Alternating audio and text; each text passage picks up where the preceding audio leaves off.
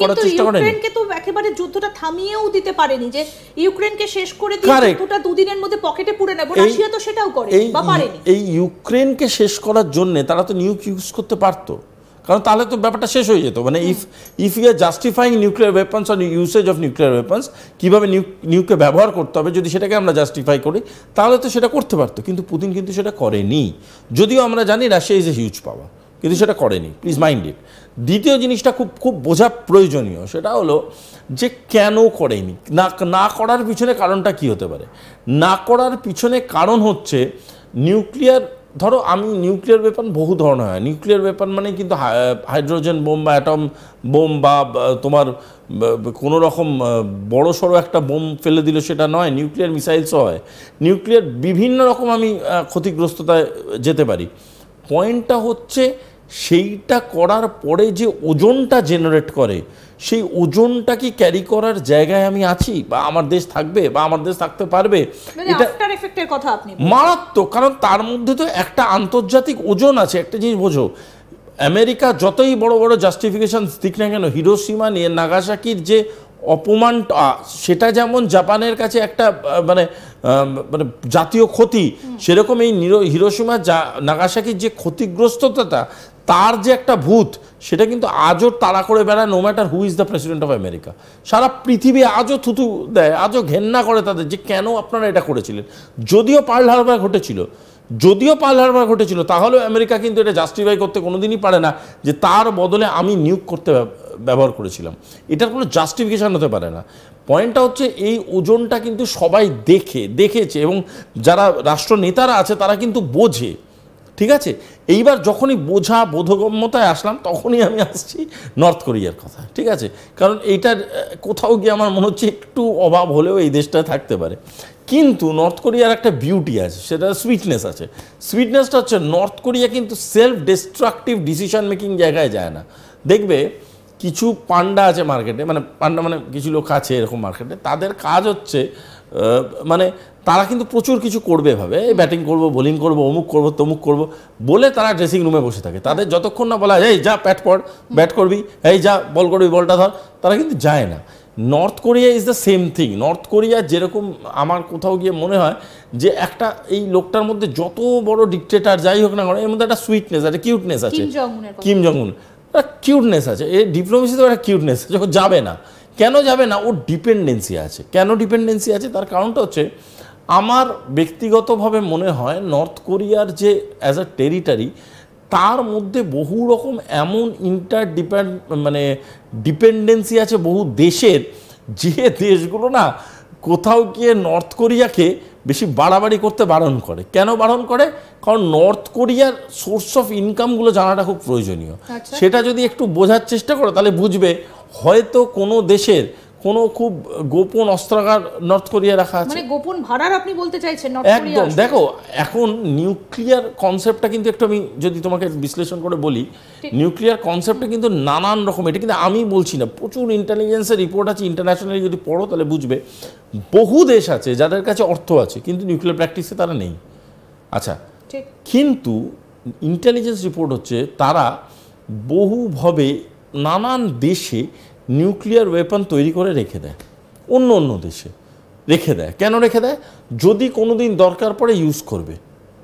আর যদি কোনো নিউক্লিয়ার প্রোগ্রামে তারা পার্টিসিপেট করতে চায়, তারা অন্য দেশের সাথে টাই আপে পার্টিসিপেট করে। বুঝতে পারছো? যেমন অনেক কোয়েশ্চেন মার্ক আছে আফ্রিকার বহু দেশ নিয়ে, যারা নাকি নিউক্লিয়ার ওয়েপন তৈরি করে রেখে দেয়। ঠিক আছে, রাখে কোথায়? এরকম তো কোনো গ্যারেজ নেই, তাহলে রাখে কোথায়? তার কারণটা হচ্ছে এই যে নিউক্লিয়ার ওয়েপন যদি আমি বাড়িতে রাখি মানে অ্যাজ এ রাষ্ট্রপ্রধান হয়ে যদি আমি দেশে রাখি, তাহলে হতে পারে এটা যে বহু দেশের বহু রকম কোয়েশ্চেন মার্ক হবে। এই যে যেমন ইরানের সাথে ঘটলো, এরকম বহু কোয়েশ্চেন মার্ক হবে।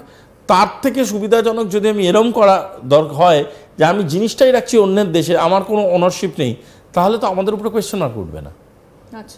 যদি কোনো দিন কখনো দরকার পড়লো, আমি ওটাকে আনলাম, আদারওয়াইজ লেট ইট বি। মানে আপনি বলছেন এক্ষেত্রে উত্তর কোরিয়া অনেকটা অস্ত্র ভান্ডার বা অস্ত্র ভাড়ার